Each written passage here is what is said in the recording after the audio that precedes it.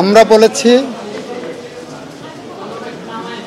রাষ্ট্রপক্ষ ডিফেন্সের আসামি পক্ষে রাষ্ট্রনিয়োজিত আইনজীবীর সাবমিশনকে উদ্ধৃত করে বলেছি যে এই আদালতে এই মামলার বিচার করতে যে দুইটা জিনিস প্রথমত দেখবেন। এক, যে অপরাধটা তুলে ধরা হয়েছে অপরাধটা হয়েছে কিনা। দুই, এই আসামিরা করেছেন কিনা। ডিফেন্স থেকে বলেছেন এই আসামিরা করেননি, এই অপরাধ হয়নি, 1400-এর উপরে মানুষ মারা যায়নি, 30,000-এর মতো মানুষ 36 দিনে পঙ্গুত্ব বরণ করেননি। এই সাবমিশনটা ডিফেন্স কাউন্সিল থেকে আনা হয়নি। সুতরাং দুইটা ইস্যুর একটা অলরেডি ধরে নেওয়া যায় যে দিস ইজ অ্যাডমিটেড। সেকেন্ড, এই আসামিরা করেছেন কি করেননি সেটা প্রমাণ করতে যে চিফ প্রসিকিউটর সাহেব যে দালিলিক এবং মৌখিক সাক্ষ্য উপস্থাপন করেছেন তার সাথে একটা সার্কামস্ট্যান্সিয়াল সাক্ষীটা হলো যে যখন মানুষ খুন হয়েছে, রাষ্ট্রের পুলিশের গুলিতে মারা যাচ্ছেন, স্টেট অ্যাপারেটাসের ব্যবহার করে মারা হচ্ছে, তখন জনতা যখন জেগে উঠেছেন, তখন যারা পালিয়ে গেছেন, দিস সার্কামস্ট্যান্স ডেমনস্ট্রেটস যে এই সমস্ত অপরাধের সাথে তারা জড়িত ছিল বলেই চলে গেছেন। তারা যদি বলেন, ভবিষ্যতে বলতে পারেন এই মামলা সম্পর্কে আমরা জানতাম না, সেই জানতো না কথাটা বলার সুযোগ নাই, কারণ গোটা বিশ্ব জানে এই মামলা তাদের সম্পূর্ণ অবগত আছেন। এই মামলায় তারা বাধাগ্রস্ত করার জন্য বিভিন্ন রকম ব্যবস্থা নেওয়ার চেষ্টা করেছেন। তো সুতরাং সার্কামস্ট্যান্সিয়াল এভিডেন্স ডেমনস্ট্রেটস যে এই অপরাধের সাথে তাদের সম্পৃক্ততা আছে, এটা আমরা আদালতকে বলেছি। আমরা বলেছি আগামী প্রজন্মের স্বার্থে, বাংলাদেশের একটা ভবিষ্যৎ সুন্দর বাংলাদেশের স্বার্থে, সোনাঝরা দিনের স্বার্থে, সোনালী আগামীর জন্য তারা এসে বাংলাদেশে বিচারের মুখোমুখি হয়ে যদি ফাঁসির কাষ্ঠে দাঁড়িয়েও চোখে চোখ রেখে বলতেন বাংলাদেশের মানুষের জন্য আমাদের জীবন উৎসর্গ করে দিয়ে গেলাম, তাহলেও তাদের কিছুটা প্রায়শ্চিত্ত হতো। ওনারা সেটা বলেননি, বরং চিফ প্রসিকিউটর রাইটলি আদালতের সামনে আজকে বলেছেন ওনাদের মধ্যে ন্যূনতম কোনো অনুশোচনা নাই। এতগুলো জীবন ঝরে গেছে, এতগুলো মানুষ পঙ্গু হয়েছে, বাংলাদেশ তার গণতন্ত্র হারিয়েছে, বাংলাদেশের মানুষ মানবাধিকার হারিয়েছে, ভোটের অধিকার হারিয়েছে।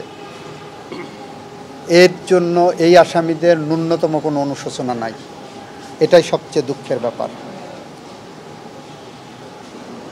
বেশ কিছু রেফারেন্স দিচ্ছি, আমি বলেছি এখানে যদি ন্যায় বিচার না হয় তাহলে মার্টিন লুথার এখানে একটা অবিচার হবে, এবং সেখানে মার্টিন লুথার কিংয়ের ভাষায় injustice anywhere is a threat to justice everywhere. আমি এলিয়নর রুজভেল্টের রেফারেন্স টেনে বলেছি ন্যায় বিচার মানে উভয় পক্ষের জন্যই ন্যায় বিচার।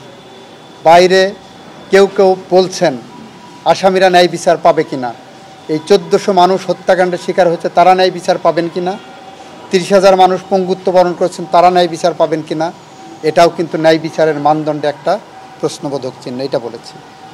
আমি বলেছি এই মামলা আমি বলেছি যে এই মামলায় যে সাক্ষ্য উপস্থাপিত হয়েছে পৃথিবীর যে কোনো দেশের সাক্ষ্য আইনের মানদণ্ডে এই সাক্ষীকে ওভাররুল করার, ফেলে দেওয়ার সুযোগ খুব কম, এটা বলেছি। একই সাথে বলেছি আমেরিকান দম্পতি রোজেনবার্গ নাম শুনেছেন, জুলিয়াস রোজেনবার্গ অ্যান্ড অ্যাথেল রোজেনবার্গ। ওদের 1951 সালে আমেরিকার আদালত যখন বিচার করতে গিয়েছিলেন, সেই বিচার প্রক্রিয়ার সামনে এসে দাঁড়ান গোটা বিশ্ব জনমত। নোবেল লরেটি থেকে শুরু করে ইভেন মামলার যিনি প্রধান সাক্ষী ছিলেন সে পর্যন্ত লিখলেন যে একে সাজা দিও না। কিন্তু প্রসিকিউশন থেকে বলা হয়েছিল, প্রমাণ করতে সক্ষম হয়েছিল এই দুইজনের গুপ্তচর বৃত্তির কারণে, দেশবিরোধী কর্মকাণ্ডের কারণে কোরিয়ান দ্বীপে লাখ লাখ নিরীহ মানুষ মারা গিয়েছিল। এই কারণে তৎকালীন আমেরিকান প্রেসিডেন্ট আইজেনহাওয়ার বলেছিলেন, আমি জানি এটা একটি ঘটনা, 2 জন মানুষের মৃত্যুদণ্ড, কিন্তু এই ছোট্ট ঘটনার প্রেক্ষিতে আগামী প্রজন্মের লাখ লাখ নিরীহ মানুষ তার জীবন দেওয়া থেকে বেঁচে যাবেন। আমি এটাও বলেছি, রোজেনবার্গ দম্পতি মৃত্যুর দুয়ারে দাঁড়িয়ে বলেছিলেন, ফাঁসির কাষ্ঠের সামনে দাঁড়িয়ে বলেছিলেন চোখে চোখ রেখে, তার লয়ারকে সর্বশেষ চিঠি দিয়ে যেটা বলেছিলেন ফাঁসির কাষ্ঠ থেকে, যে আগামী প্রজন্মের জন্য, আগামী পৃথিবীর জন্য আমাদের মৃত্যু হয়তো একটা উজ্জ্বল দৃষ্টান্ত হয়ে থাকবে। জি, আমরা বলেছি যে দালিলিক, মৌখিক, সার্কামস্টেন্সিয়াল সমস্ত ধরনের সাক্ষ্যের ভিত্তিতেই প্রসিকিউশন পক্ষ বিয়ন্ড অল রিজনেবল ডাউট প্রমাণ করেছেন যে এই অপরাধ সংগঠিত হয়েছে এবং এই অপরাধের সাথে সম্পৃক্ত এই আসামিরা। এবং আমরা বলেছি আইনে প্রেসক্রাইব সর্বোচ্চ যে শাস্তি আছে সেই শাস্তি আমরা চাই। এখানে 3 জন আসামি, কিন্তু আপনি আপনার বক্তব্যে 2 জনের শাস্তি করেছেন। একজন অ্যাপ্রুভার হয়েছেন, সেটা আদালতের উপর নির্ভর করবে। আমরা মনে করি যিনি অ্যাপ্রুভার হয়েছেন ফুল ডিসক্লোজ করেছেন তার ইনভলভমেন্ট, অপরাধের সম্পৃক্ততা। এই অপরাধের সম্পৃক্ততা যদি ফুল ডিসক্লোজ করেন তাহলে আইনের মধ্যেই বিধান আছে, আদালত এটা নির্ধারণ করবেন, সিদ্ধান্ত নেবেন ফুল ডিসক্লোজড হয়েছে কিনা।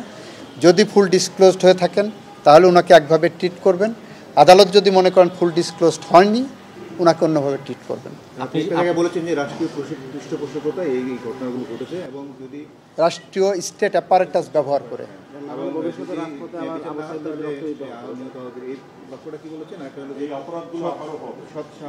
আমি যদি এই অপরাধের বিচার না করতে পারি তাহলে কবি হেলাল হাফিজের ভাষায় উত্তর পুরুষের ভীরুকা পুরুষের উপমা হয়ে থাকবো আমরা।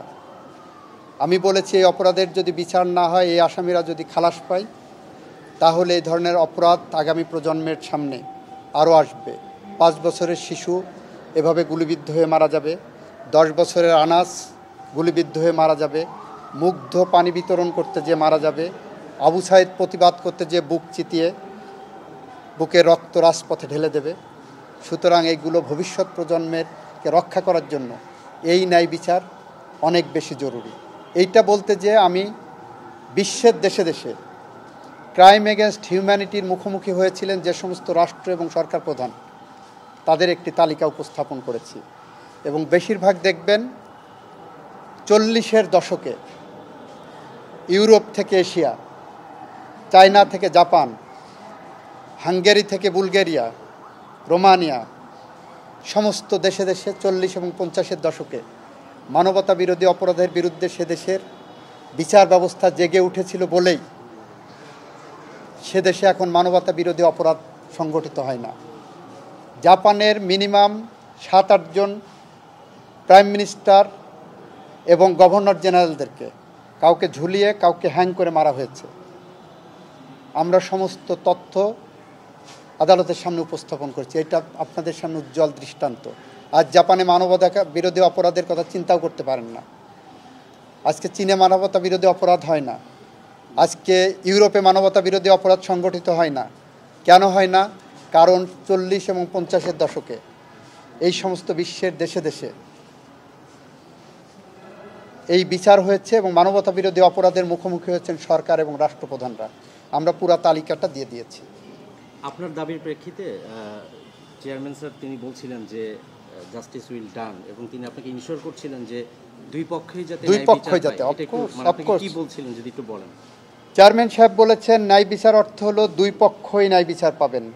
আমিও সেটাই বলেছি আদালতের সামনে। এখানে অনেকেই বলছেন যে আসামি পক্ষে ন্যায় বিচার পাক, আমি বলছি দুই পক্ষই ন্যায় বিচার পাবেন। আপনারা যারা বাইরে কথা বলছেন সিভিল সোসাইটির নামে, মানবাধিকারের নামে, বা রাজনৈতিক কর্মী হিসেবে যারা কথা বলছেন, তারা ন্যায় বিচারের কথা বলুন। দুই পক্ষের জন্য ন্যায় বিচার, আসামির জন্য যেমন ন্যায় বিচার নিশ্চিত করা রাষ্ট্র এবং আদালতের দায়িত্ব একটা জায়গা আছে, অ্যাট দি সেম টাইম আমার ভিতর থেকে 1400-র উপরে মানুষ হত্যাকাণ্ডের শিকার হয়েছে, 30,000 মানুষ পঙ্গুত্ব বরণ করেছে, তাদেরও বাংলাদেশের মাটিতে ন্যায় বিচার পাওয়ার অধিকার আছে। এইটা বলতে যে আমি এলিনর রুজভেল্টের একটা উক্তি কোট করেছি যে বিচার করতে যে রাইট অর রং এইটা ডিসাইড হবে না, বিচার করতে যে ডিসাইড হবে হোয়াট ইজ রাইট। রাইট আর রং ডিসাইড করতে যে এটা সালিশ হয়, হোয়াট ইজ রাইট এটা খুঁজে বের করা হলো ন্যায় বিচারের মানদণ্ড। এটা সত্য খুঁজে বের করে বিচার করাটাই হলো ন্যায় বিচার।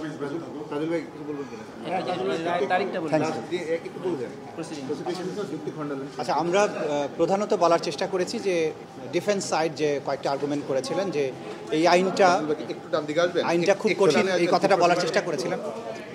তো আমরা বলেছি যে এই আইনটা স্পেশালি তৈরি করা হয়েছে crimes against humanity, genocide, war ক্রাইমসের মতো আন্তর্জাতিক আইনে যে স্বীকৃত অপরাধ সেগুলো বিচারের জন্য, কারণ এই অপরাধগুলো বাংলাদেশের সাধারণ আইনে নাই।